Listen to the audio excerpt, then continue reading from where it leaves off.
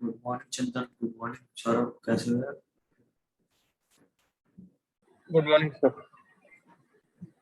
और कैसे हो सर?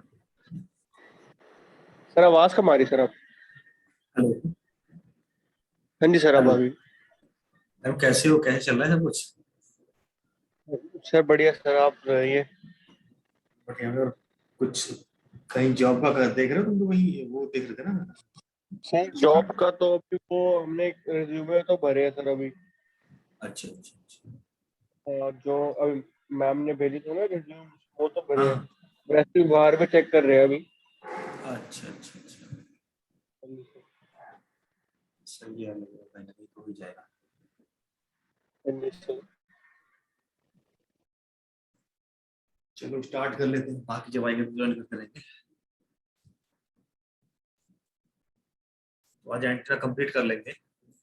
हम बात कर रहे थे हॉर्न एंटीना की। तो हॉर्न एंटीना इसको इसलिए बोल रहे थे क्योंकि इसकी जो शेप थी वो हॉर्न की तरह थी, जैसे हॉर्न की शेप होती है। तो इसलिए हम इसको बोल रहे थे हॉर्न एंटीना। इसका फायदा क्या था? जो इसकी जो शेप है, उस शेप से क्या होता है, इसकी जो एफिशिएंसी वो इम्प्रूव हो रही थी। और जो डायरेक्टिविटी है बीम की, मतलब जिस डायरेक्शन में हमें रेडिएशन ज्यादा चाहिए, उस डायरेक्शन में जो उसका जो रेडिएशन है वो कैसे हो जाएगा, मैक्सिमम हो जाएगा। So, to improve the radiation efficiency and directivity of the beam, the waveguide should be provided with an extended aperture to make the abrupt discontinuity of the wave into a gradual transformation.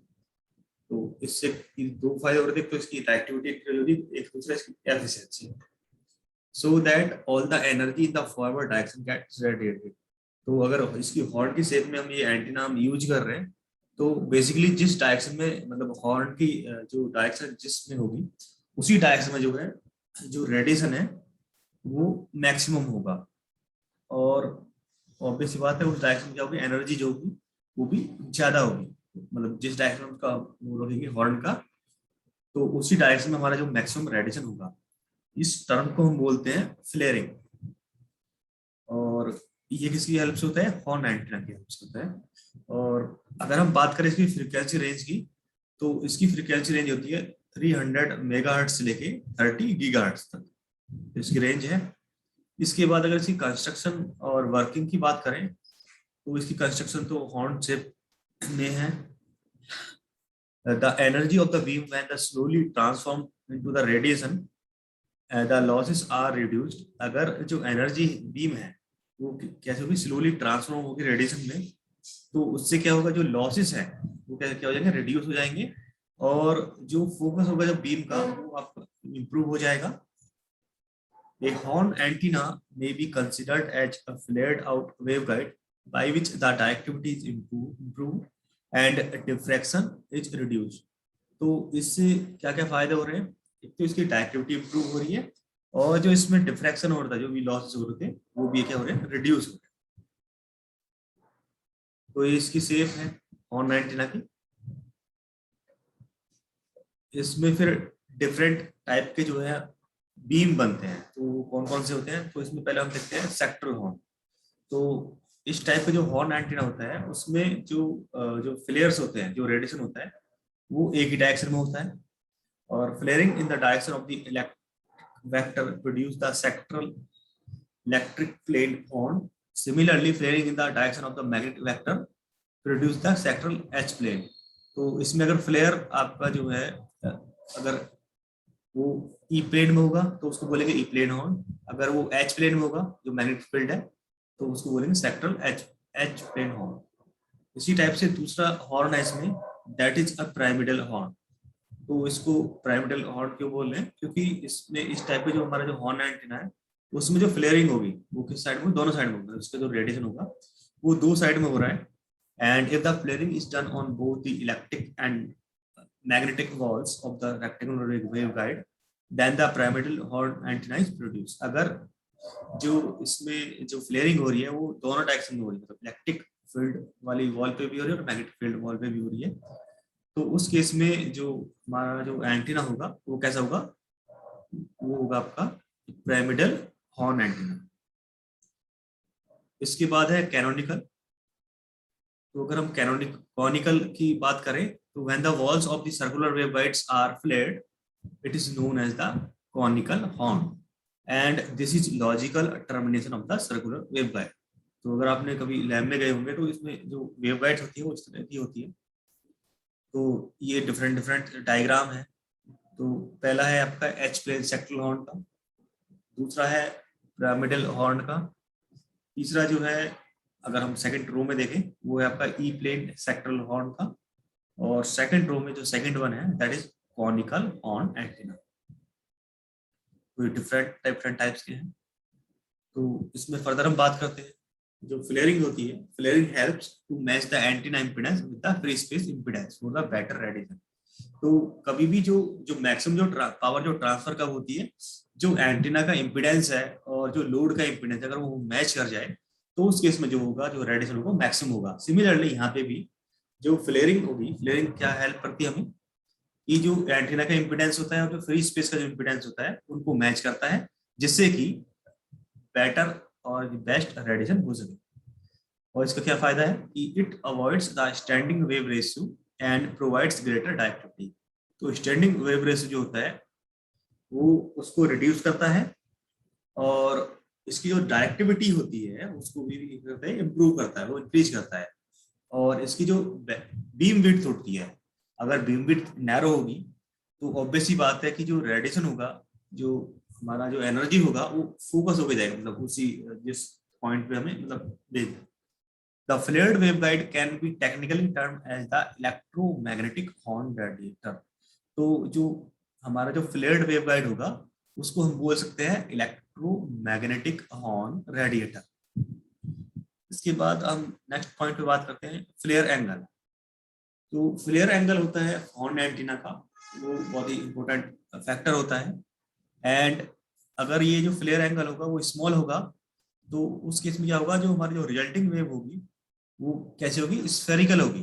जो हमारा जो radiation हो रहा होगा वो किस form में हो रहा होगा, स्फेरिकल में। And radiated beam will not be directive. और जो हमारी जो रेडिएटेड बीम होगी वो डायरेक्टिव नहीं होगी। तो इस तरह से हम बोल सकते हैं कि जो फ्लेयर एंगल होना चाहिए वो कैसा होना चाहिए, उसकी वैल्यू ऑप्टिमम होनी चाहिए एंड किसके अप्रोक्सीमेटली इक्वल होनी चाहिए, जो जितनी इसकी जो लेंथ होती है। इसके डिफरेंट कॉम्बिनेशंस हैं कि horn antennas may be combined with the parabolic reflector antenna. Sorry,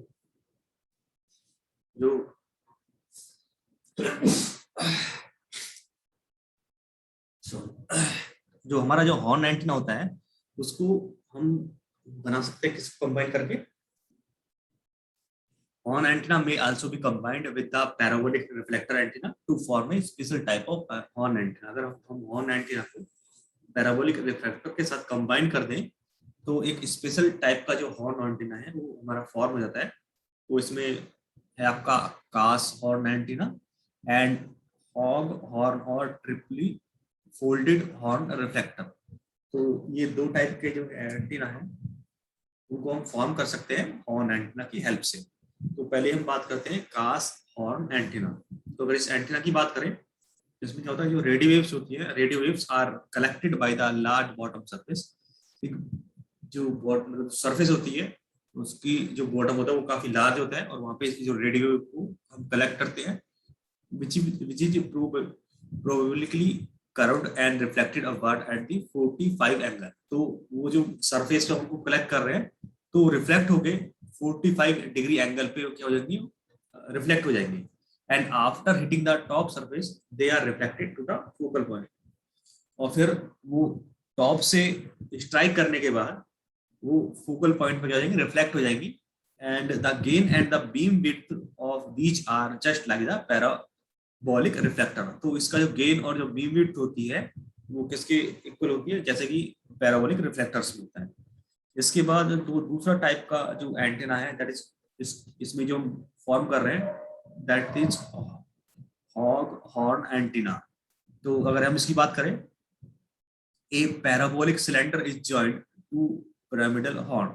तो इसमें क्या करते हैं हम, एक पैराबोलिक जो सिलेंडर है उसको ज्वाइन कर देते हैं to form the pyramidal horn. So where the beam reaches apex of the horn, तो जब हमारी जो बीम है वो हॉर्न की एपेक्स पे पहुंच जाएगी, so it forms a low noise microwave antenna. तो कौन सा एंटीना फॉर्म हो जाएगा? लो नॉइज माइक्रोवेव एंटीना की हेल्प से हम फॉर्म कर लेंगे। And the main advantage of horn antenna is that it's receiving point does not move.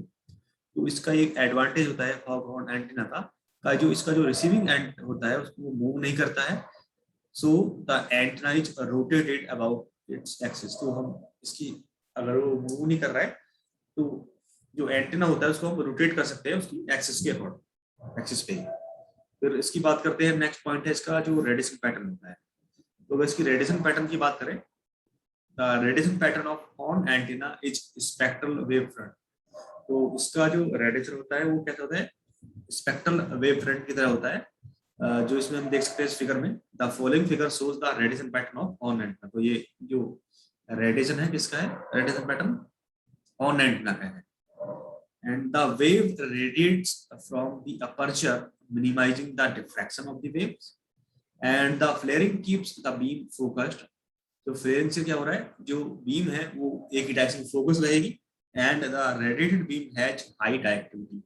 और जो रेडिएटेड बीम होगी उसकी जो डायरेक्टिविटी होगी वो भी क्या होगी? हाई होगी।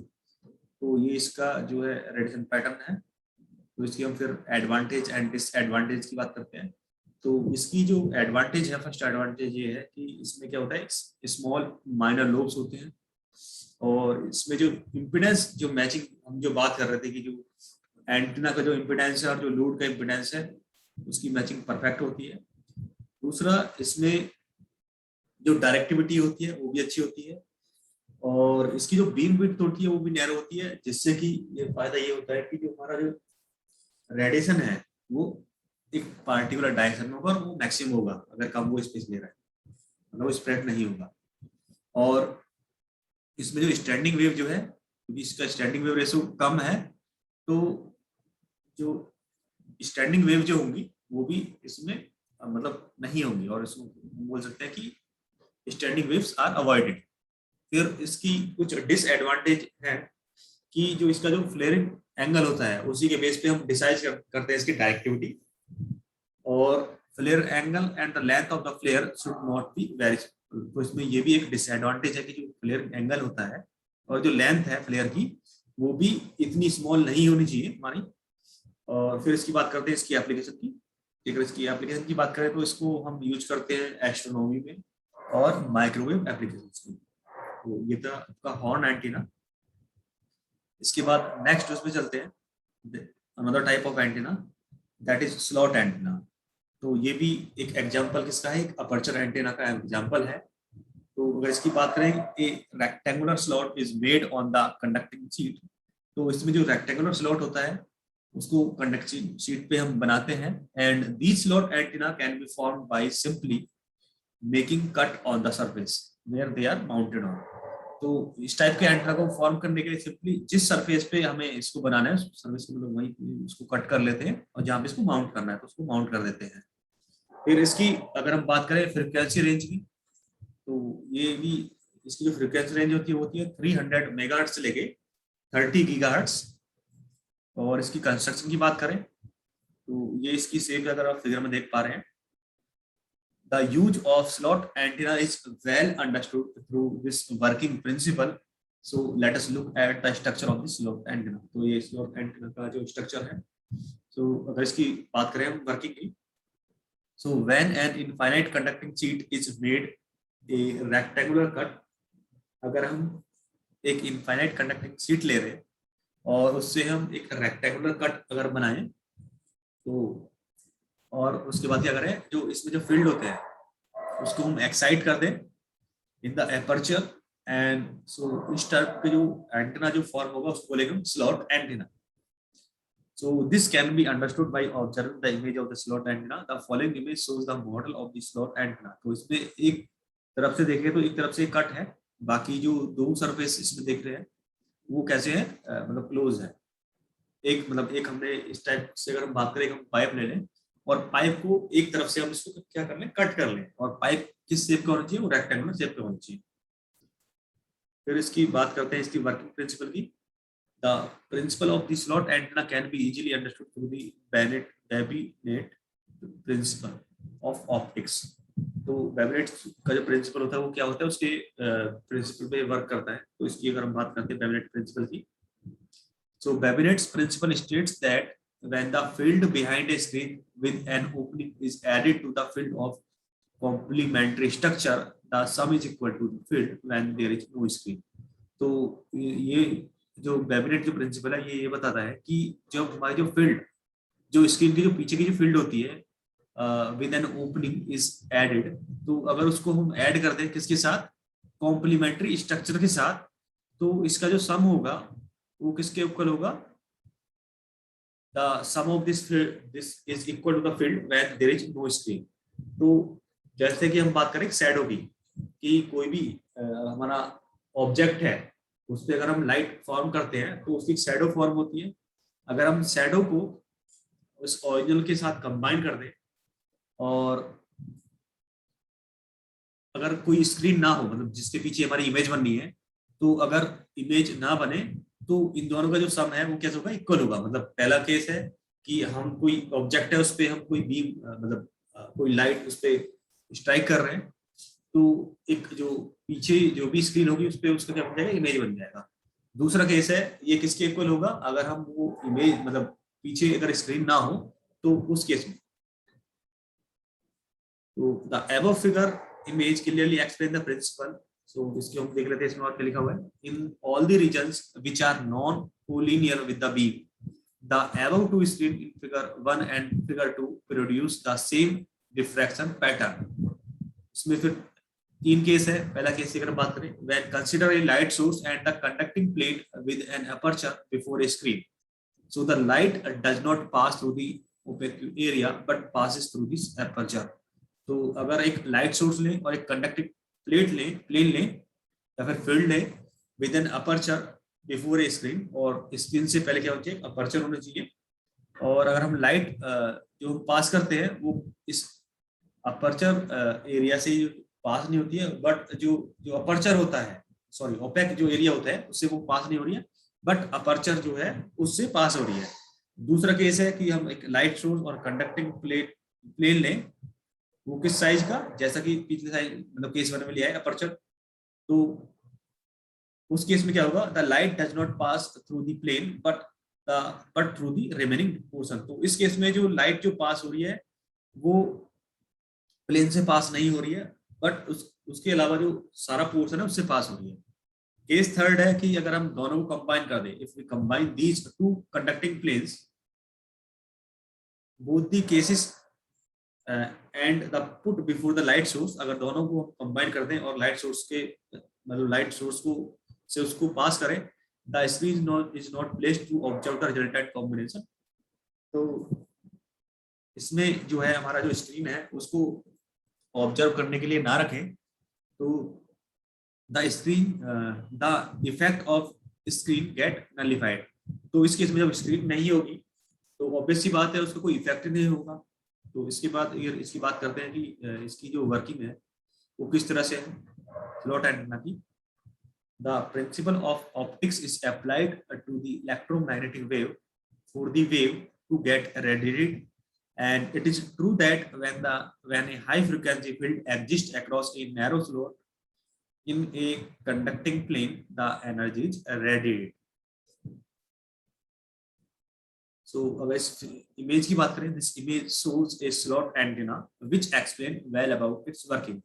So consider a infinite plane conducting screen is taken. तो अगर हम एक infinite plane conducting screen ले लेते हैं and pierced with the aperture of desired shape, अगर उसको इस तरह से हम मतलब उसकी शेप जो हमें चाहिए वो ले लें और उसका साइज अपने अकॉर्डिंग ले लें, and this will be the screen of the slot antenna.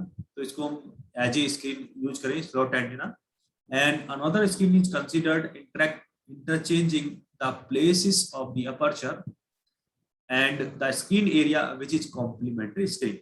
And these two screens are said to complementary as the result in complete infinite metal screen.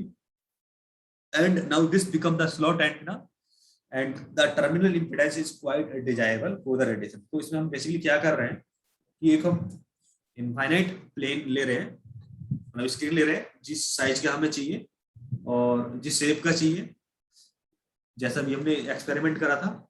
और फिर एक अनदर स्क्रीन ले रहे हैं कि जिसमें क्या कर रहे हैं, जो हमारा जो अपर्चर का जो प्लेस है और जो स्क्रीन है उनको क्या कर रहे हैं, मतलब एक्सचेंज कर रहे हैं। उसके बाद these two screen are said to be complementary. अगर इन दोनों को हम क्या बोलेंगे, कॉम्प्लीमेंट्री बोलेंगे, कब बोलेंगे, अगर इनका जो आउटपुट आ रहा है एक्सचेंज करके वो सेम आ रहा है, तो ये एक दूसरे के क्या होंगे, कॉम्प्लीमेंट्री होंगे। तो अगर आपने एक नेटवर्क में एक वो पढ़ा हो, आई थिंक कौन सी सारी थी वो, मिलमेंस थी आई थिंक। तो उसमें वोल्टेज और करंट सोर्स को अगर हम रिप्लेस कर दें, तो जब करंट हम फाइंड आउट करते हैं तो वो करंट की जो वैल्यू है वो सेम ही आती है।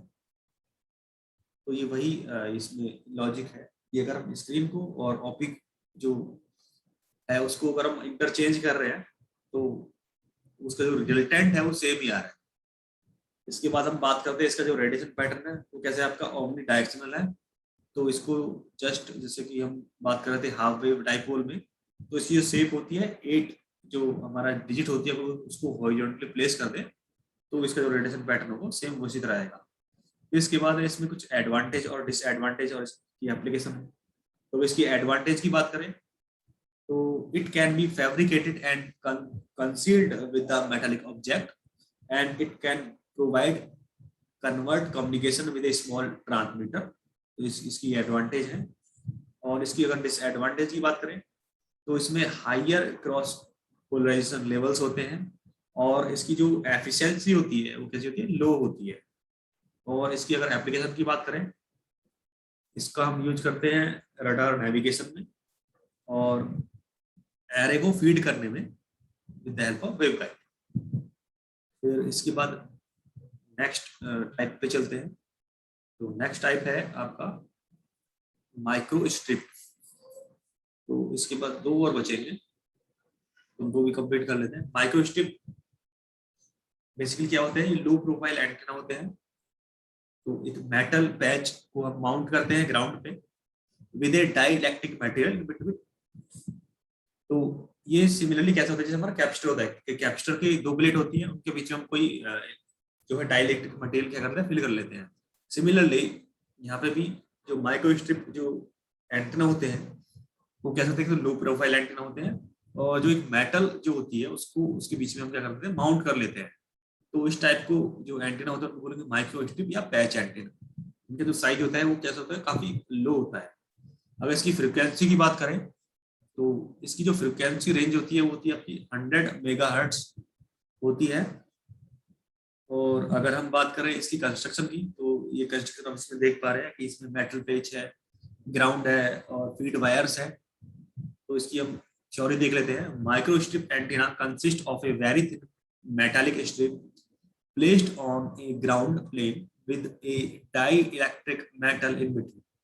तो इसमें भी जो डाइइलेक्ट्रिक मटेरियल है उसको मतलब यूज करते हैं, किस किस के बीच में कर लेते हैं उसको, ग्राउंड प्लेन के बीच में और जो हमारी जो ये थिन प्लेट मेटल की स्ट्रिप होती है। The radiating element and the feed lines are placed by the process of photo etching on the dielectric material. तो जैसे हम फोटो इचिंग करते हैं, जैसे हम आईसी का फैब्रिकेशन करते हैं, तो सेम प्रोसेस हम यूज करते हुए जो रेडिएटिंग एलिमेंट है और जो फीड लाइंस है उनको हम प्लेस कर देते हैं with the help of photo etching process on the dielectric material.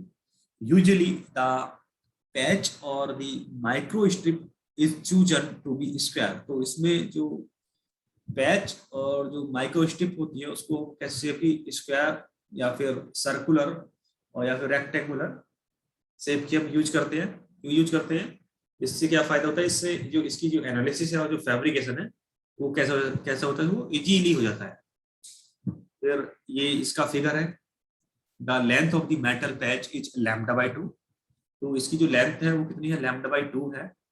और जब हम एंटेना को एक्साइट करते हैं, when the antenna is excited the waves generated with the dielectric.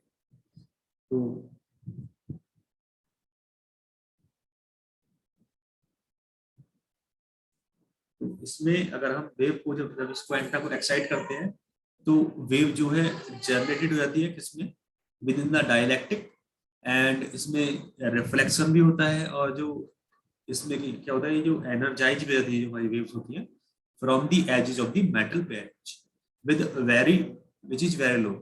तो जो हमारे पैच है उनके जो एज है, तो वहां से जो जो भी रिफ्लेक्शन होता है उससे एनर्जाइज हो जाती है। अगर इसकी अब बात करें रेडिएशन पैटर्न की, तो इसका जो रेडिएशन पैटर्न है माइक्रो स्ट्रिप या पैच है, ब्रॉड है, और इसका जो रेडिएशन है वो लो है, और जो इसकी जो फ्रीक्वेंसी की बैंडविड्थ है वो भी क्या है, नैरो है। और ये इसका रेडिएशन पैटर्न है जो एक राउंड शेप में है। Radiation pattern of a microstrip or the patch antenna is shown above. It has the lesser directivity. So to have a greater directivity, an array can be formed by using these patch antenna. तो अगर हमें directivity ज्यादा चाहिए तो उस case में हम antenna को एरे को फॉर्म करते हैं बाय यूजिंग पैच एंटेना।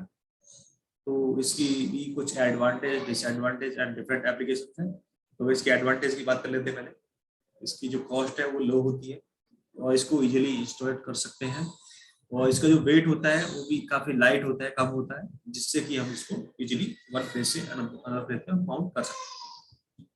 फिर इसमें डिसएडवांटेज है, तो अगर हम बात करें इसकी जो बैंडविड्थ है वो काफी कम है, और जो इसका जो रेडिएशन है वो भी एफिशिएंट नहीं है, तो ये इसकी डिसएडवांटेज होगी। इसके बाद हम बात करते हैं कि इसमें जो है इसकी एप्लीकेशन कहाँ कहाँ पे है। तो इसको हम स्पेस क्राफ्ट में यूज करते हैं, एयरक्राफ्ट में यूज करते हैं, और कहाँ पे यूज करते हैं, जहाँ पे हमें लो प्रोफाइल एंटेना की रिक्वायरमेंट होती है तो वहाँ पे यूज करते हैं। इसके बाद हम बात करेंगे नेक्स्ट एंटेना की, दैट इज लेंस एंटेना। तो जो तक हमने एंटेना डिस्कस करे हैं उनको हम यूज करते हैं कि यहाँ पे जो सरफेस है वो कैसी है, प्लेन है। बट अगर हम बात करें लेंस एंटेना की, तो इनको हम कर्व्ड सरफेस पे भी हम यूज कर सकते हैं फॉर ट्रांसमिशन एंड रिसेप्शन दोनों के लिए। तो lens antenna are made up of the glass. तो ऑब्वियस बात है जो लेंस एंटेना होते हैं वो ग्लास से बने होते हैं, and where the covering converging and the diverging properties of the lens are follow. तो वहाँ पे वही प्रॉपर्टी फॉलो होती है जो लेंस में होती है, कि कन्वर्जिंग और डाइवर्जिंग। अगर हम बात करें जो लेंस एंटेना होते हैं उनको हम हाई फ्रिक्वेंसी एप्लीकेशन में यूज करते हैं, और इसकी जो फ्रिक्वेंसी रेंज होती है वो होती है 1000 मेगाहर्ट्ज। बट जो जनरली हम जो यूज करते हैं इनको वो करते हैं मोर देन 3000 मेगाहर्ट्ज। इसके बाद हम बात करते हैं कंस्ट्रक्शन एंड वर्किंग प्रिंसिपल की। सो इसमें आप देख पा रहे होंगे कि if a light source is assume to be present at a focal point of the lens, तो जैसे हम उसमें करते थे 10th 12th में कि एक लाइट सोर्स लिया और वो कहाँ पे प्रेजेंट है, फोकल पॉइंट, लेंस के फोकल पॉइंट पे प्रेजेंट है, which is at a focal distance from the lens. तो फोकल डिस्टेंस से लाइट सोर्स से हम क्या कर उस पर लाइट की रे फॉल करा रहे हैं focal point, then the ray get through the lens as collimated or parallel on the plane wavefront। तो वहां से जो वेव आएंगी जो इस लेंस से कन्वर्जिंग लेंस से स्ट्राइक करेंगे वो एक दूसरे से पैरेलल में होंगे, and this phenomena sorry the rays that passes through the centre of the lens. और जब ये जो रेज होंगी वो सेंटर से पास करेंगी तो वो लेस रिफ्लेक्टेड होंगी, and they pass through the edges of the lens and all the rays are sent in parallel to the plane wave front, and this phenomena of the lens is called the divergence। तो इसमें क्या हो रहा है कि अगर आप figure में देख पा रहे हैं कि हमारी लाइट रेज है वो इससे स्ट्राइक कर रही है कन्वर्जिंग लेंस से, और फोकल पॉइंट पे क्या हो रही है, मतलब एक दूसरे से कंबाइंड हो रही है, वहाँ पे कन्वर्ज हो रही है और फिर ये डाइवर्ज हो रही है। The same procedure get reversed if the light beam is sent from the right side to the left of the same lens, then the beam gets refracted and meets at a point called the focal point at a focal distance from the lens, and this phenomena is called as the convergence. तो एक था कि हमने lens के मतलब focal distance से उसको पास करा, दूसरा कि सेम वही प्रोसीजर हम रिवर्स में अप्लाई करें तो उसकी बैक साइड से, तो क्या तब क्या होगा, उसका कन्वर्जेंस होगा। तो ये फिगर है, द रे diagram represent the focal point, focal length from the source to the lens. The parallel rays obtained are also called as the collimated rays. So in the above figure, the source at the focal point at a focal distance from the lens get collimated in the plane wavefront, and this phenomena can be reversed, which means that the light if sent from the left side gets converged at the right side of the lens. So it is because of this reciprocity the lens can be used as an antenna, as the same phenomena helps in utilizing the same antenna for the both transmission and reception. तो इसी antenna को हम as a transmitting antenna, as a receiving antenna use कर सकते हैं। इसमें फिर जो है to achieve the focusing properties at the high frequencies the refractive index should be less than unity. तो इसकी जो रिफ्रैक्टिव इंडेक्स है वो लेस देन यूनिटी होनी चाहिए, सो दैट जो इसकी जो फोकसिंग प्रॉपर्टी है मतलब हाई फ्रीक्वेंसी को यूज कर सके। और whatever may be the refractive index, the purpose of the lens is to straighten the waveform। तो इसका जो पर्पस होता है लेंस का क्या होता है, वो वेवफॉर्म को स्ट्रेट करना, and based on this E plane and the H plane are developed, which also delay or speed up the waveform front। तो ये जो है हमारा जो हमारे जो रेज है उसकी स्पीड को कम या उसके हेल्प से ज्यादा करते हैं। इसके बाद इसके जो टाइप्स हैं लेंस एंटीना के, ये डिफरेंट टाइप्स के होते हैं, dielectric, E plane metal plate lens, non metallic, dielectric और मेटालिक। इसकी फिर डिसएडवांटेज है, एडवांटेज और एप्लीकेशन। अगर इसकी एडवांटेज की बात करें तो इसमें जो feed in the lens antenna, the feed support do not obstruct the aperture, and it has the greater design tolerance and large amount of wave than a parabolic reflector can be handled, and the beam can be moved angularly with respect to the axis। इसकी कुछ इस advantage है कि इसमें जो lens होते हैं वो हैवी होते हैं, बल्कि होते हैं, स्पेशली एट लो फ्रीक्वेंसी। और इसकी जो डिजाइन है वो काफी कॉम्प्लेक्स है, और इसका जो अगर हम बात करें कॉस्ट की, तो it is costlier compare to the reflectors for the same specification. अगर हम सेम स्पेसिफिकेशन के रिफ्लेक्टर को से कंपेयर करें तो इसकी कॉस्ट काफी ज्यादा होती है। और इसकी अगर एप्लीकेशन की बात करें तो ये हम यूज करते हैं वाइड बैंड एंटीना में एंड माइक्रोवेव फ्रीक्वेंसी एप्लीकेशन। फिर इसके बाद आई थिंक लास्ट टाइप का आपका बचा हुआ है antenna, that is parabolic reflector. तो parabolic reflectors are the microwave antenna. For better understanding of this antenna the concept of the parabolic reflector has to be discussed. तो हम पहले parabolic reflector का जो कांसेप्ट है वो डिस्कस करेंगे। और अगर इसकी फ्रीक्वेंसी रेंज की बात करें पैराबोलिक रिफ्लेक्टर एंटीना की, तो ये एबव मतलब 1 मेगाहर्ट्ज जो फ्रीक्वेंसी होती है उससे एबव फ्रीक्वेंसी पे वर्क करता है, और इसको हम यूज करते हैं रेडियो एंड वायरलेस एप्लीकेशंस में। तो पहले हम इसकी बात कर रहे थे प्रिंसिपल ऑफ ऑपरेशन की। इसका ऑपरेशन प्रिंसिपल क्या है? The standard definition of A parabola is the locus of A point which moves in such A way that it distance from the fixed point that is called the focus plus it's distance from a straight line is constant. तो इसमें क्या होता है कि इसको हम इस तरह से लोकस पॉइंट इस तरह से हम मूव करते हैं कि इसकी जो डिस्टेंस है फिक्स पॉइंट से, जिसको हम बोल सकते हैं फोकस पॉइंट और इसकी जो डिस्टेंस है कहाँ से, स्ट्रेट लाइन से क्या रहनी चाहिए, कांस्टेंट रहनी चाहिए position. The following figure shows the geometry of the parabolic reflector. The point F is the focus and point V is the vertex.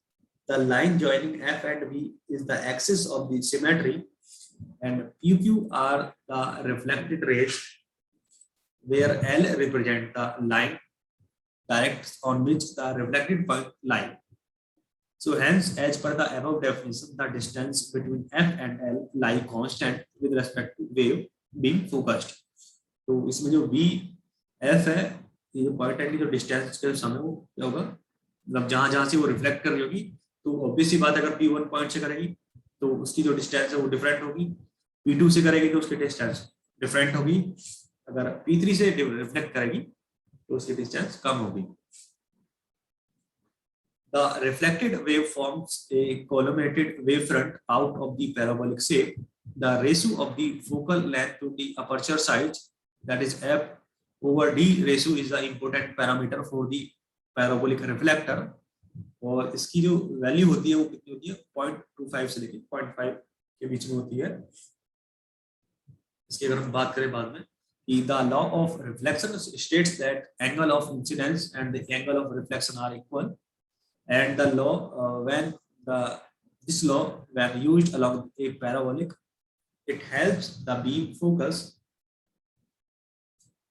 and the shape of the parabolic when it is used for the purpose of the reflection of the waves, it exhibits some properties of the parabola, and it also helpful for building an antenna using the reflected wave.